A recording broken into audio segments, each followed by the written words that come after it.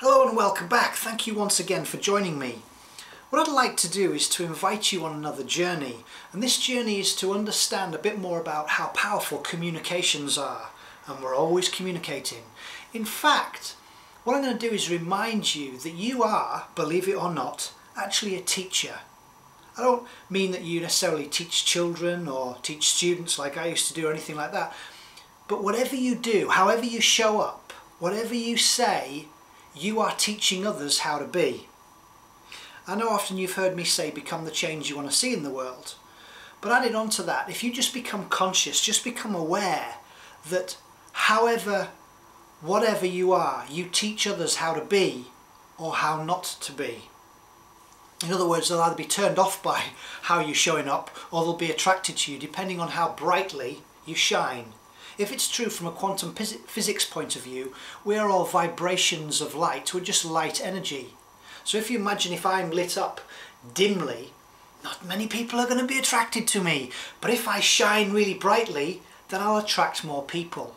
That's what happens outside when you put the light on. Then you get the flies and the moths and the geckos and everything else will come towards it, the brighter the light.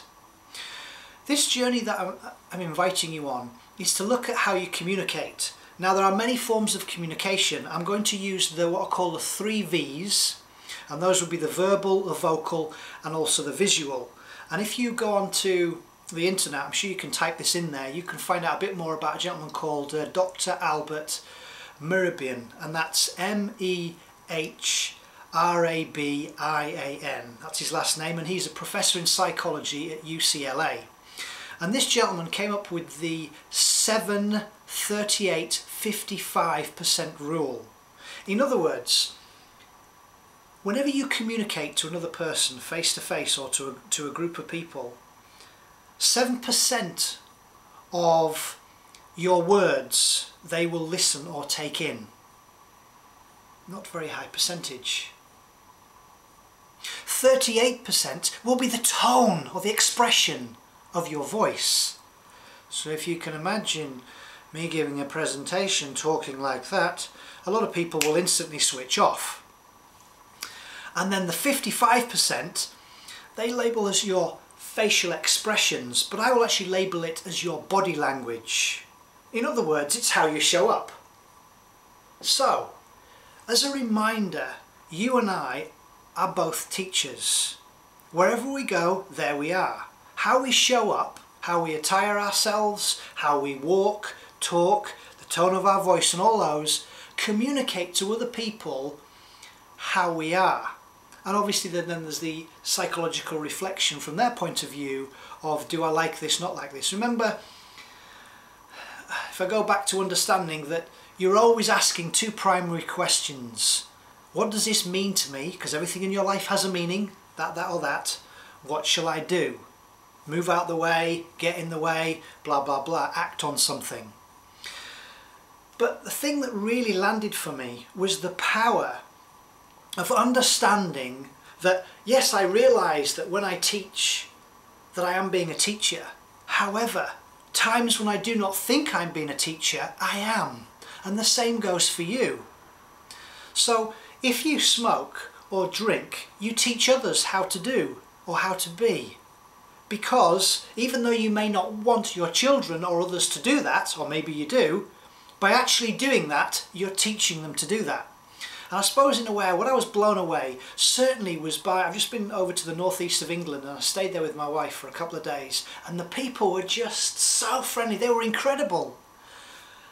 The other thing is I wear glasses and I look around and okay, I see a lot of people that are weight challenged and they're lost in their journey to understand the etiology of these challenges that they have. Predominantly it's obviously controlling blood sugar, but it's also to do with their state of mind and their value and their worth internally.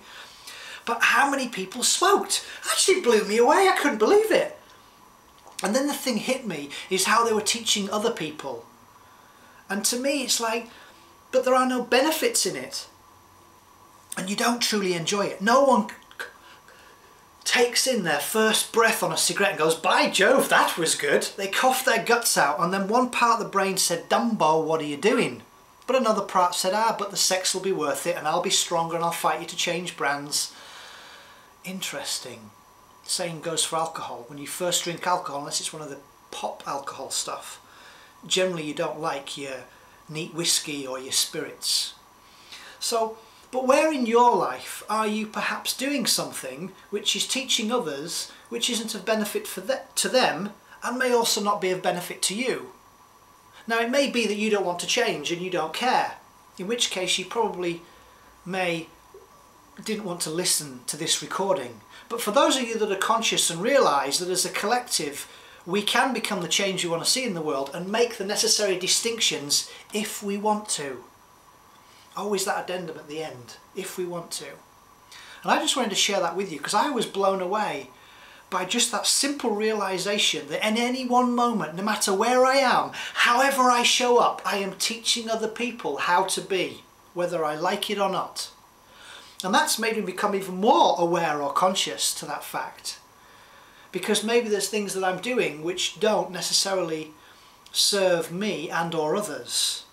Now, please also understand, I don't talk about being serious all the time, because as many of you probably know that listen to my recordings, my wife is soon to have our first child.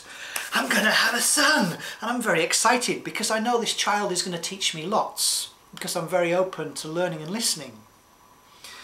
So, that's an interesting fact, that my child is going to teach me lots. Wow. Born as a tabula rasa for all intents and purposes, as a baby is, and then we condition them.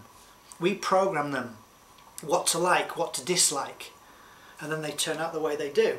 And then we ask ourselves, where did we go wrong? And I realise it's not just about you, it takes a community to raise a child, unless you keep it in captivity. Please don't do that.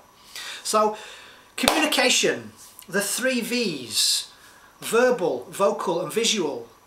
7% are the words, 38% are the tone, the passion of what you're trying to say, and obviously 55% would be the visual, how you show up, your facial expressions, or I would say, I would link it into body language.